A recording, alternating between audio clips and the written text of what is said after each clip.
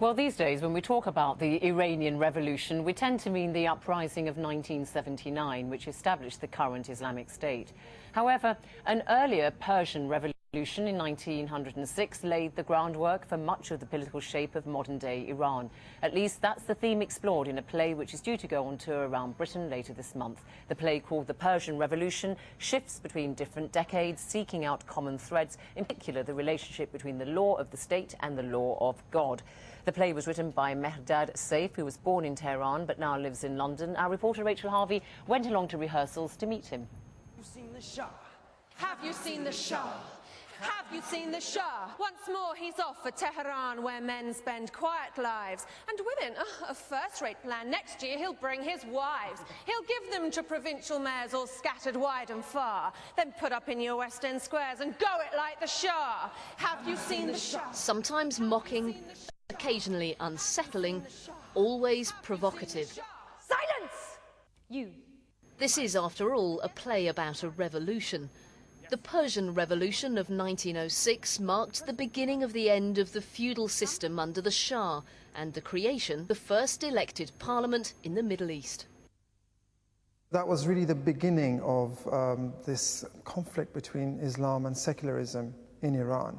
And it raised all the questions which really up to this day are still being discussed in Iran now. I don't ever want to hear that song again, is that clear? Yes, Your Majesty. There are two groups of politicians who are both for a parliamentary system, but one of them argues that the moral authority should be provided by the Islamic establishment because they're the ones who are close to God, whereas the secular side is trying to, in a way, copy the European version of a parliamentary democracy. You've spoken in the past about wanting to counter what you see as misrepresentations about Iran. How does this play do that?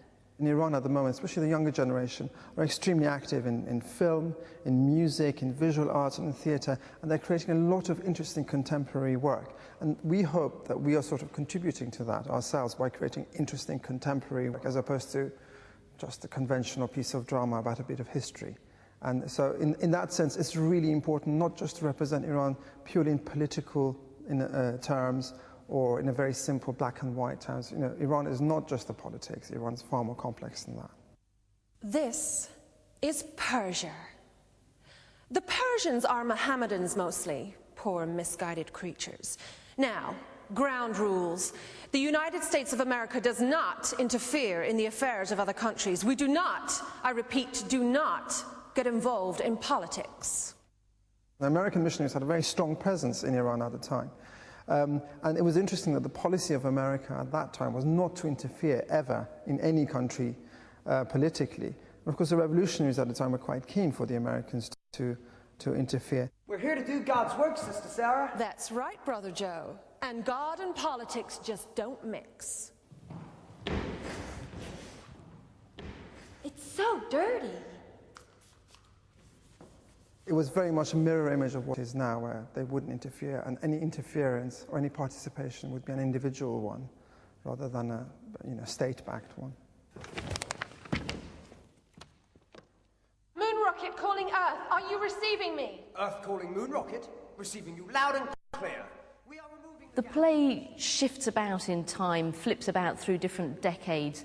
Is that your way of trying to make the point that you can draw links between what's happened in the past right up to the modern day, that there is a theme running through? 1906 and throughout the history, 20th century in Iran, it's been a very international country. The constitution is a copy of the Belgian constitution, so we thought, what kind of other Belgian connections can we find? And of course we thought of Tintin. And Tintin was very popular in the 1970s in Iran. All the Tintin books have been translated.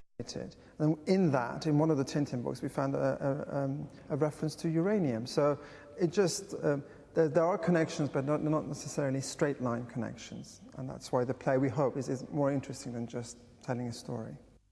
There's no turning back. May everything go as we've planned. 9, 8, 7, 6, 5, 4, 3, 2, 1, 0.